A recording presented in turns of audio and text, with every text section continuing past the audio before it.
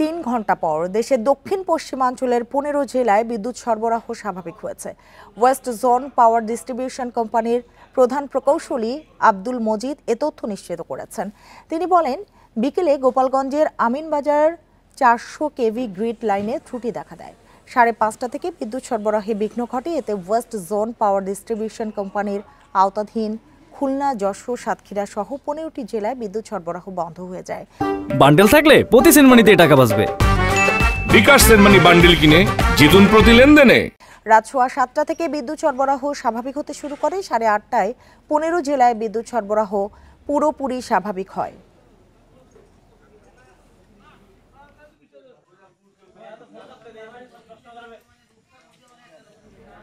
এ বিষয়ে আরো জানাতে খুলনা থেকে আমাদের সাথে যোগ দিয়েছেন সহকর্মী AHM শামীমুজ্জামান। শামীম, শুরুতেই জানতে চাই যে গ্রিড বিপর্যয়ে কোন কোন জেলায় বিদ্যুৎ বিভ্রাট দেখা দিয়েছিল?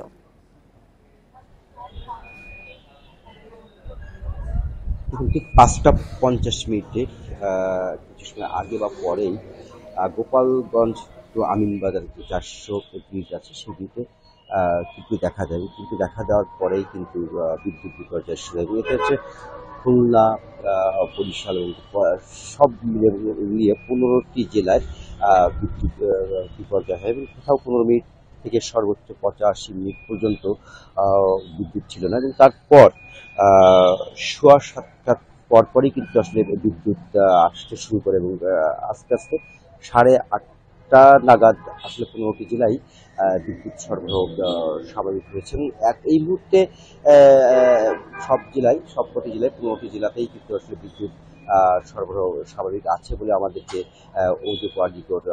প্রধান শামীম বলবেন যে কি কারণে গ্রিড বিপর্যয় আর কেনই বা 3 ঘন্টা সময় লাগলো?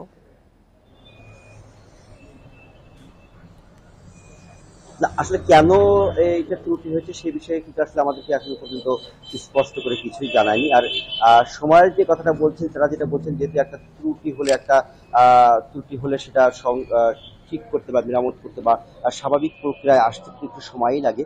এবং তারা যেটা বলছেন যে আসলে 3 ঘন্টা না, তারা যেটা বলছেন যে যেহেতু 5:50 থেকে 7:15, তারা বলছেন যে এই যে সময়টা তারা যে সময় জানতে পেরেছেন যে বিদ্যুৎ ত্রুটি দেখা দিয়েছে, তারপরেই কিন্তু স্বাভাবিক যাতে হয় সেই চেষ্টা তারা করছিলেন।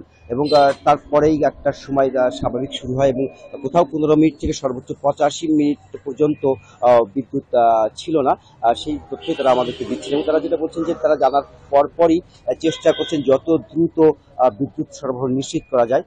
কিন্তু তারপরেও যেহেতু একটা সমস্যা হয় এবং সেই সমস্যাটা হওয়ার পর স্বাভাবিক হতে একটু সময় লাগে, তারা সেই সময় লাগে এবং সেই সময়ের কারণেই কিন্তু এই সমস্যাটা হয়েছে। এবং তারা বলছেন যে এতটা সময় আসলে লেগেছে। শামীমুজ্জামান, আপনাকে অনেক ধন্যবাদ আমাদের সাথে যোগ দেওয়ার জন্য।